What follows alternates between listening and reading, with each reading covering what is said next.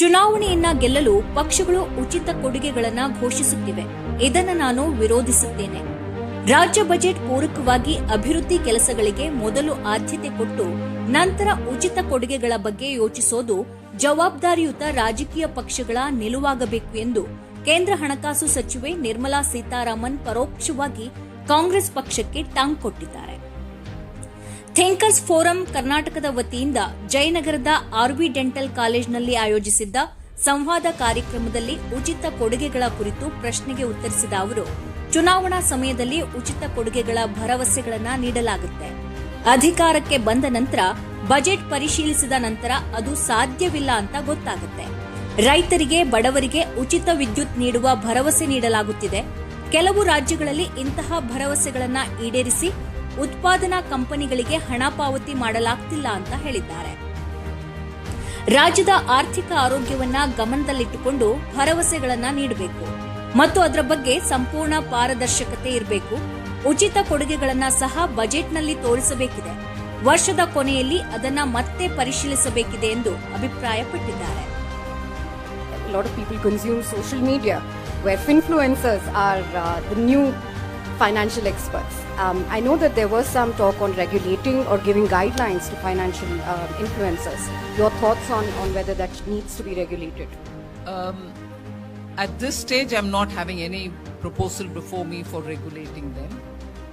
But yes, a word of caution is important. If there are 3 or 4 people giving us very objective good advice, there are 7 others out of 10 who are probably driven by some other considerations. There are also apps which are coming out and reaching out to people saying, we can do this, we can do that, your money will fetch you this much.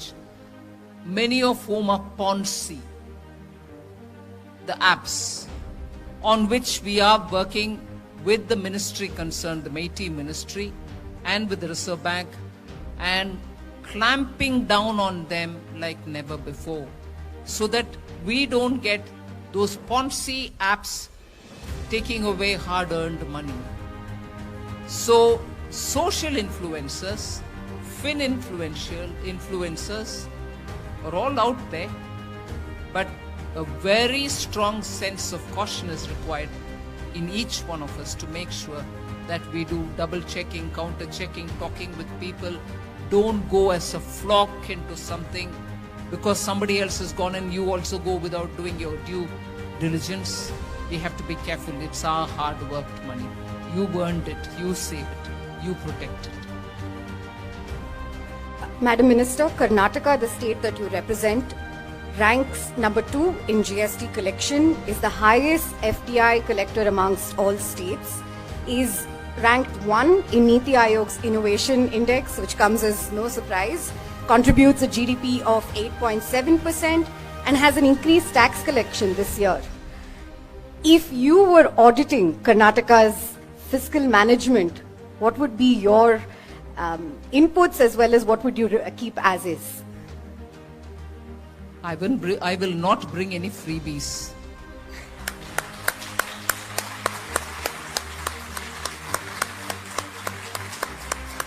The promises given by some, even if I'm sure most of you can do a back of the envelope calculation, it will be a third of the state's budget.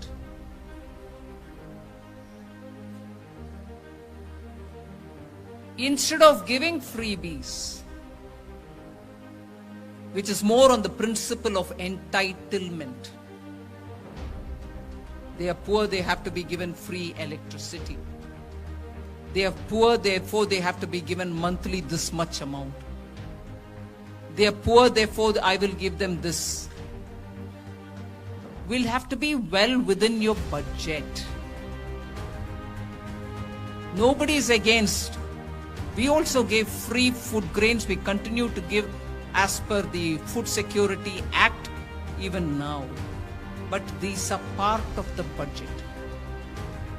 And therefore, you know to what extent you can accommodate that and keep money for development activities as well.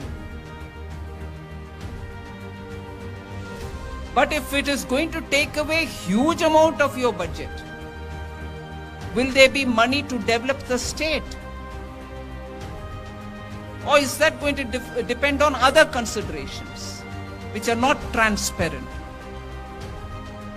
And therefore my suggestion and the answer that I would like to give your question is, the state will have to give all kinds of provisions and make expenditure for empowering people, not on the basis of entitlement. Give them everything that they need for a basic, decent living. Road, electricity, house, toilets, minimum hospital care. Then they are the best judge as to where they want to put their money for taking their children to education, higher education, and there are scholarships even there as well. They can decide their lives the way they want.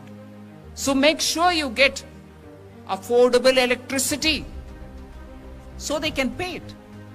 They'll be happy to participate if it is, and with self-respect intact, if only the electricity costs are brought down. If your discoms are inefficient, I'm not saying they are inefficient in Karnataka, not at all. But if you go on subsidizing, the costs get affected. And if it is affected, the cost of supply per unit also goes up. Now you see the way in which competition in renewable energy is going on. The solar cost per unit has come down drastically.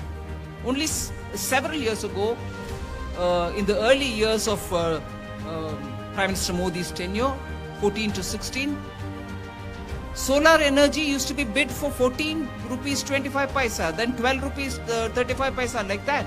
Now it's come into single digits.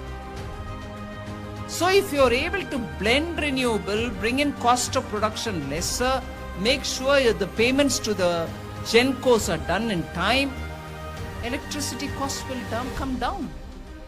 So like that, we have to bring in efficiencies into the system, so everybody feels that it is all affordable, so we are able to do it, provided I don't have to walk miles to get water to my house. Provided my wife and children and others don't suffer because there is no toilet and they are using all the public places. Provided I can work at home in the evening because there's electricity uninterrupted. Things like that.